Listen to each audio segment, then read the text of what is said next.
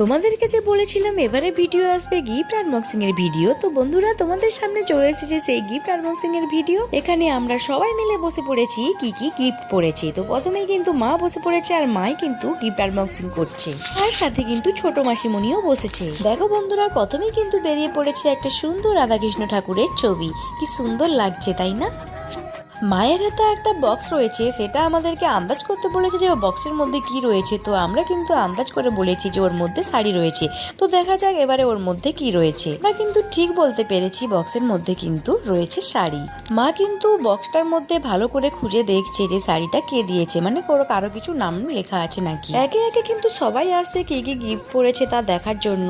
এটাতেও কিন্তু শাড়ি রয়েছে বলে আমরা আন্দাজ করেছি। তো দেখা যাক এর মধ্যে কি রয়েছে।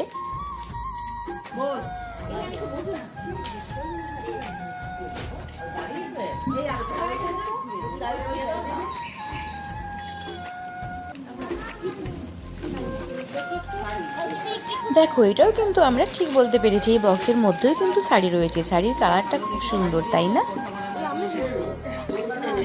গিফট আনবক্সিং করতে গিয়ে মা যখন ব্যাগগুলো খোলে তো তার মধ্যে দেখে কিছু কিছু মিষ্টির প্যাকেটও রয়ে গেছে।